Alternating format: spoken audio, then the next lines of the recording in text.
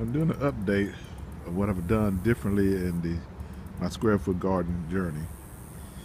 As you can tell, I raised the beds up because the wife told me she wanted the beds raised up, and I just went on and put cinder blocks. They just stacked together. They do have a little glue here,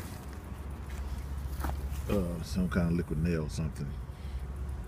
But then I went back to the old square foot garden where Mel taught to when you did your 4 feet by 4 feet, you would use the existing soil, and then you would just supplement it, modify it, build it up with vermiculite, peat moss, and different things. And you made the soil healthy that way.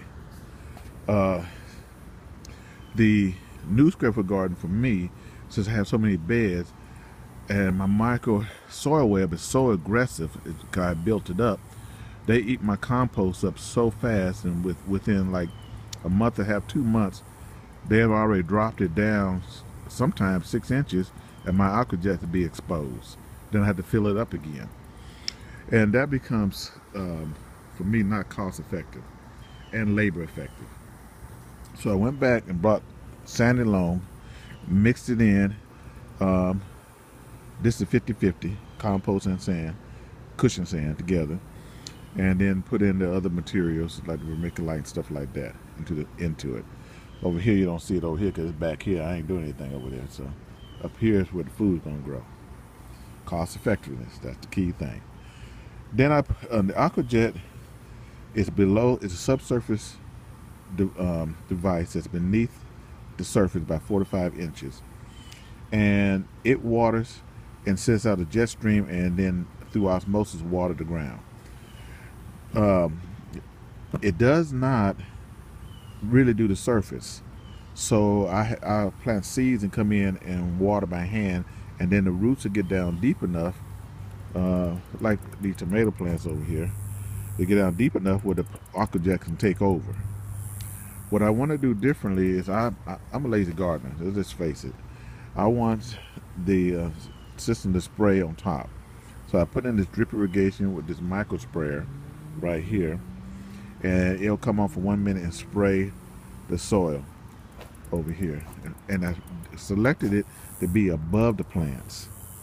Put it above the plants so it sprays correctly. So when I go over here, these are some wild greens that just came up on their own, but that's fine. So the things I have going on in the bed is I have my worm feeding system. That's where I feed the worms from food waste from the house. Here's a flush valve for the aquajet over here, and that's where, just in case it ever plugs up. Now, I never had that problem, but if it did, I want to be able to address it. Man, that's very deep. I don't have to really consider that. And over here is the cutoff valve for the aquajet. Here is the cutoff valve for this system, so the water will come out, hit this pressure regulator with 25 pounds per square inch, and then come up this tube and spray out. Theoretically, that's how it's supposed to work, and it has been working that way. This is the update. I'm trying to close this thing up here. Okay, so I have 4 beds under the greenhouse. I have a luminette shading cloth, and this has had to be at 50%.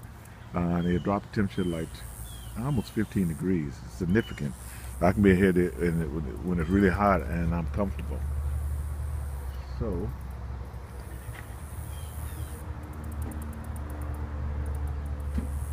the system is preparing to come on now, and you get a better view of how it works.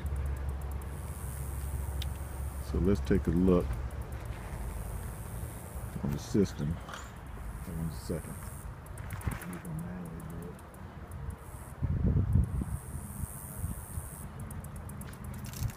Okay, here it comes now. And as you can see, I don't know if the camera picks it up, but the water is all the way out here. And it actually is going a little bit farther, but yeah, it's a little bit water waste, but um, it prevents me in this, from coming out in the hand spraying. So I got to set up come on twice a day, as you can see here. Good spray. And you can see the spray. Hopefully you can see it. I don't know if you can see it or not on it. And I'll just push the camera all the way up to it. And then I'll come back. Okay. That's it. Thanks for watching.